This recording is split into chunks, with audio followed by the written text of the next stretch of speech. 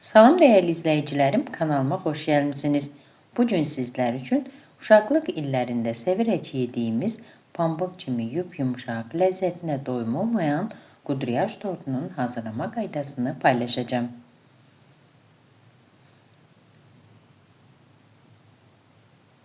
3 ədəd yumurtanın üzərinə 1 cimdik duz, 1 stəkan şəkər tozu və 1 ədəd vanilin əlavə edib mikserlə ağarana qədər qarışdırıram.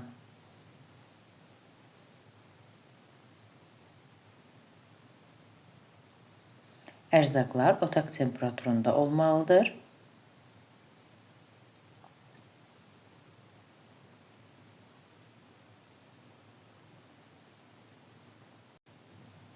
Yumurta tam yaxşı ağırandan sonra 1 stəkan unu ələklə az-az yumurtanın üzərinə ələyirəm.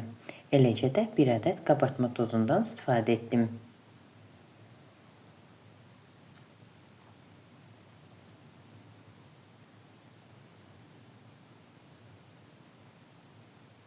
Çırpıcı vasitəsilə astaca qarışdırıram.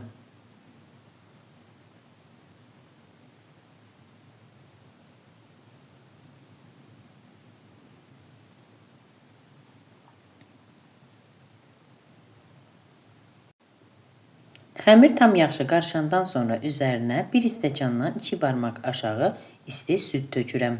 Eləcə də 1 yemək qaşığı duru yağ əlavə edib yenidən qarışdırıram.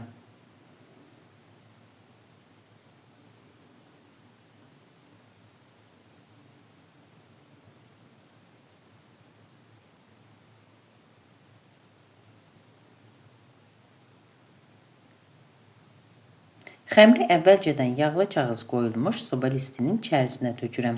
Listin ölçüsü 24 sm-dir. Daha sonra biskviti əvvəlcədən qızdırılmış 150 dərəcəlik sobada alt-üst rejimdə təxmini yarım saata bişirirəm. Biskvit bişənə qədər isə kremi hazırlayıram. Krem üçün qabın içərisinə otaq temperaturunda olan 100 qram çörək yağını əlavə edirəm və mikserlə biraz qarışdırıram. Daha sonra isə üzərinə qaynadılmış qatlaşdırılmış süd tökürəm.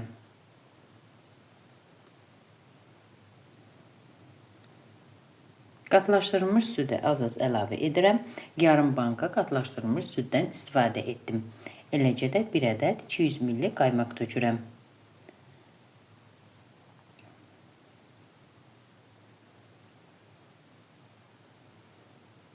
Ərzaqların hamısını mikserlə yaxşıca qarışdırıram.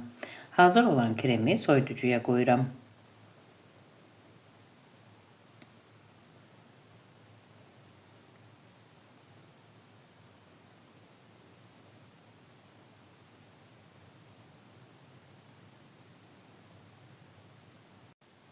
Artıq biskvitlər bişib. Mən həm kakaolu, həm də ağ biskvit hazırladım. Kakaolu biskvitə əlavə olaraq 1 yemək qaşığı kakao tökülür. Biskvit tam soyuduqdan sonra isə kənar hissələri kəsilib çıxarılır.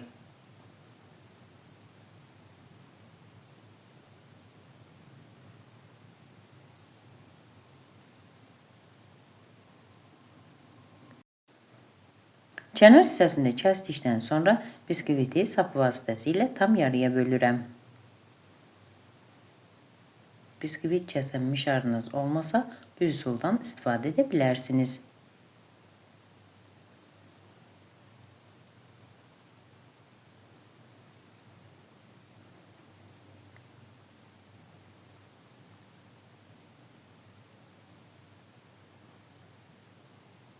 Ağ biskvitin bir hissəsini kakaolu biskvitin üzərinə yerləşdirirəm. Eyni bərabərlikdə olsun deyə. Daha sonra isə onun da kənarlarını kəsirəm.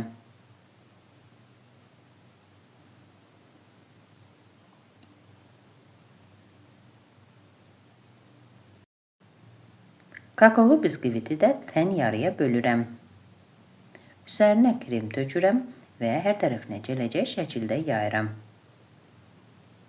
Daha sonra üzərinə ağ biskviti yerləşdirirəm.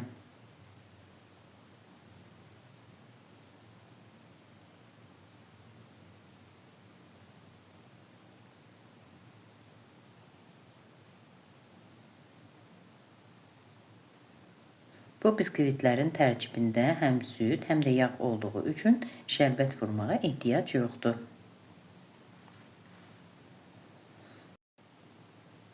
Sonda biskvitin üzəri, eləcə də kənarları kremlənir.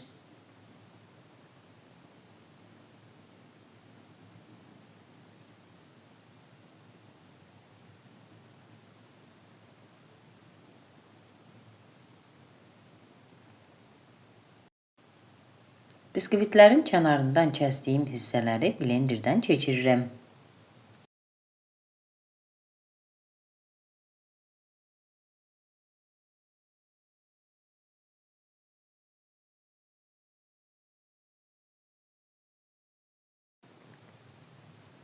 Tortun üzərinə ovuntunu düzgün qaydada tökmək üçün ip vasitəsilə izlər qoyuram.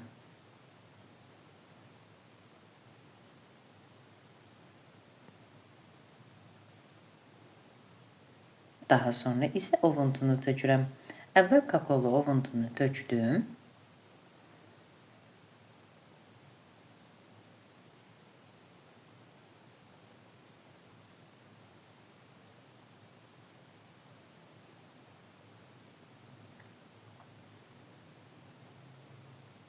Ovuntunu tortun üzərinə, eləcə də kənarına vururam.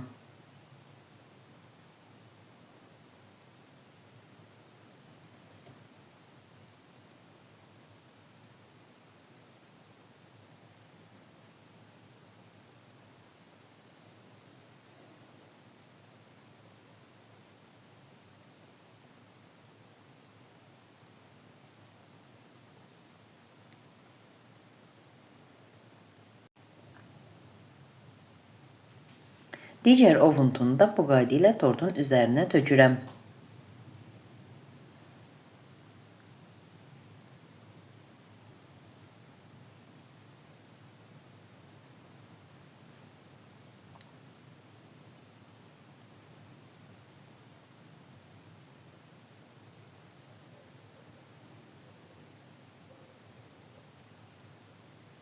Artıq mənim tortum hazırdır.